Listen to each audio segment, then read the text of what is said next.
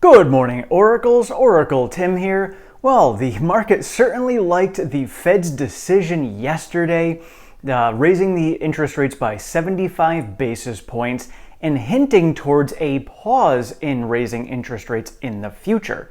So on this news, the market went up and Tesla was up over 6%, the S&P was up over 2.5%, and the Nasdaq was up 4%. It was a wonderful green day. We started the day green, and of course, you never know what's going to happen. You never know if all of a sudden we're going to get the news and have a massive sell-off. Well, we didn't. We got the complete opposite. Now the next question is going to be, what are we going to be getting for the GDP data? By the time you guys see this video, we may already have those numbers out. I usually release my videos between 8 and 8:30, so again, you'll probably know the numbers by then. But based on some information we got yesterday, we're getting some mixed signals. Some signals were coming in saying there was leaked information about the GDP going positive and us not being in a recession. I had seen other news as well out of the Atlanta Fed saying that we did get a negative reading of 1.2%. So we'll see what happens. I've seen both sides of it. I don't know what we're going to get.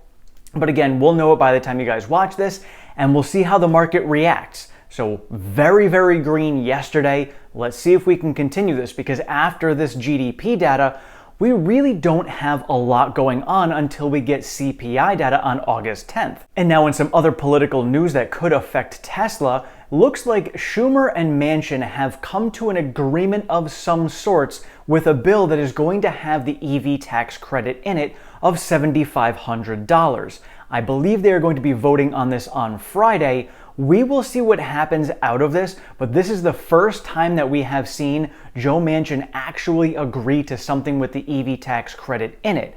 So this is a big step forward. So this EV tax credit would be $7,500 for new vehicles and $4,000 for used vehicles sold beginning in 2023. It will be restricted based upon income levels, and this could end up causing people to push off their deliveries for Q4. The part that was extra money towards union-made vehicles has been taken out. Elon has already said himself that they don't need it. They don't need the EV tax credit. Look at the demand as it is already. Demand is only going to go higher if they go this route. This is really only going to help other automotive makers. And now from a consumer standpoint, I am slated to take delivery of my Model Y by the end of this year. So I might actually be one that is going to push it off, because if my delivery shows up in mid-December and I can just push it off 2 weeks and get myself a $7,500 EV tax credit, I'm going to do it.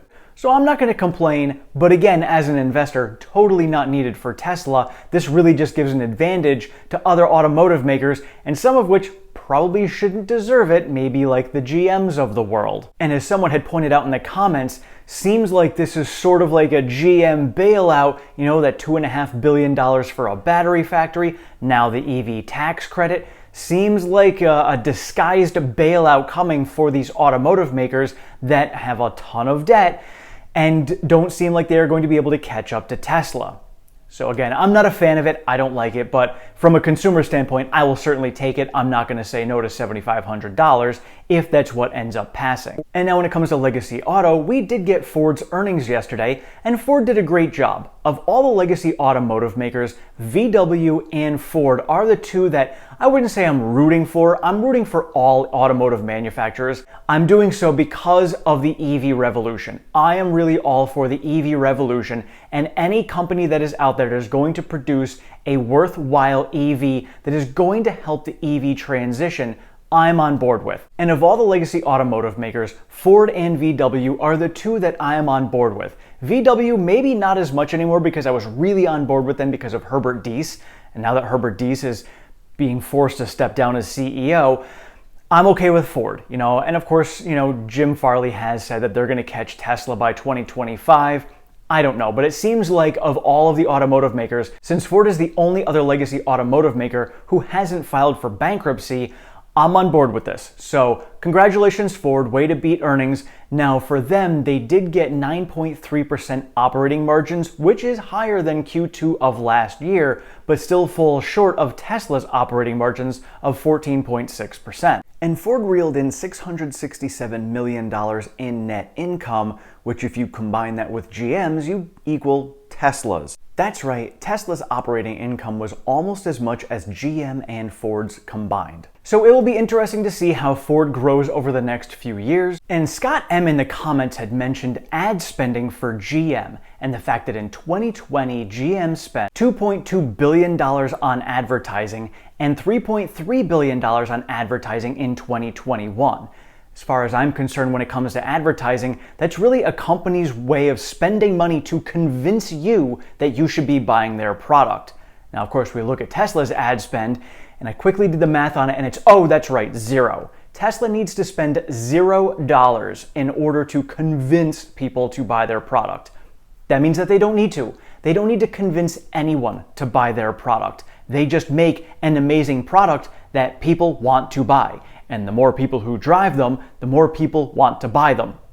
I mean, think about anybody out there, and I know many of you are Tesla owners, and every Tesla owner that I know is just excited to show this off. We're like children with their new toys. Like, ooh, you gotta play with this new toy. And then that kid plays with the toy and it's like, oh my God, that's the best toy ever. I wanna go buy one too. And the thing sells itself. That is how good a Tesla is. That's how it works. When it comes to legacy automotive, they have to advertise and convince people that their product is better than everyone else's. So to me, that's what I see it as. That's what advertising is. And then they spend the money and they say, oh, now we're going to work with this company and this news outlet. And then this news outlet goes and throws slander campaigns to say, you shouldn't buy a Tesla because this company has given us money to tell you not to buy them. That's really what it comes down to. If you're trying to translate the exact words as to what they're really saying and what advertising really is, it is, I am going to spend money with you to tell other people that our product is the best and everybody else's is the worst. That's really what it is.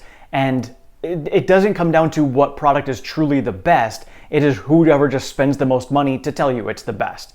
Another reason why Tesla is the leader, because Tesla doesn't spend any money on advertising, but everybody knows Tesla is the best. So just step back, look at the facts, and look through all of the corruption and all the BS and the lobbying, and you will see who the true leader is. And now, talking about the true leader, let's take a look at some of the production updates that we had heard yesterday. So we got more confirmation about Shanghai's upgrades. They should be finishing with the Model 3 line in a little while, and when that is complete, they'll have a run rate of 23,800 vehicles per week. So we had talked about this before. We are now getting more reports about this coming out to confirm those numbers. Other numbers we are getting out of Berlin. Looks like they are looking to be increasing shifts and getting themselves to 1,500 vehicles per week by August 1st as a run rate, and then 3,000 vehicles per week as a run rate by October 1st. So this is massive upgrades, and we know that by the end of the year, Elon had already said that Berlin is looking to be between 5,000 to 10,000 vehicles per week. On the Q2 earnings call, he capped it and just said 5,000. He didn't add the 5,000 to 10,000, but that kind of still leaves it open. I still think they have a possibility of getting between 5,000 to 10,000. I'm working on about a 7,500 vehicle per week run rate coming out of there by the end of the year in my production model. So I will be updating that with all of these new numbers soon, and I will be sharing that over on my Patreon to all of you guys. And then about a week later, I will share it in a video and update that for you guys here. And we did find out yesterday in a Form 4 filing that Kimball Musk has exercised options for 25,000 shares at around $74 per share. Now, in the past, we had seen similar things happen. A lot of these higher level executives and other people on the board do have these options to exercise. Many times they end up selling some shares off afterwards to pay for taxes. Kimball did not do that this time around, so we'll wait to see if he does this later. So now going forward with the stock price, we are making higher lows still. We are moving in the right direction. We came down a little bit. We did not fill that gap down to 742. Now gaps do only fill 9 out of 10 times. However, the trend we have been seeing this year is those gaps have been filled. So as far as I'm concerned, if we do end up pulling back and filling that gap at 742, I'm just going to monitor that and make sure that we do not drop any lower, because we have been making higher lows over the last few months. So 742, if we bounce off of that to fill the gap, would be that higher low. So we'll just pay attention to that, make sure that's not where we go below, and then as we move up higher, we do have that gap up to 865 to fill. So right at this point right now, we're kind of looking at, are we going to fill the 742 gap, or are we going to fill the 865 gap first? So you guys can let me know in the comments which direction you think we're going to go. And I think the GDP data that we're going to be getting today could give us that move in one direction or the other to let us know which one is going to fill first. And so now, since this video is going to be coming out around the time we get the GDP data, I'm not going to ask you guys what your prediction is going to be, but I do want to ask you guys, of all of the legacy automotive makers, now that Herbert Diess is no longer CEO of VW, which legacy automotive maker do you like the most? You know, obviously most of us on here are big Tesla fans, so Tesla is our favorite. But when it comes to legacy auto, you know, not which one do you think is going to succeed the best, which one do you like the most? Which one would you like to succeed the most out of all of them? You know, for me, I think it is Ford. I liked VW. I think it's Ford. I would like to see Ford succeed. Maybe they could be one of the few that don't end up going bankrupt.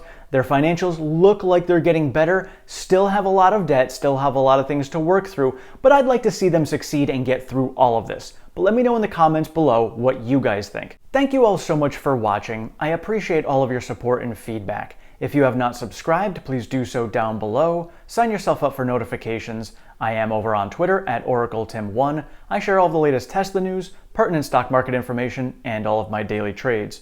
We do have a Discord chat, that link is down in the description. And again, if you'd like to support the channel any further, we do have a Patreon, and that link is also in the description. Thank you so much. Have a great one.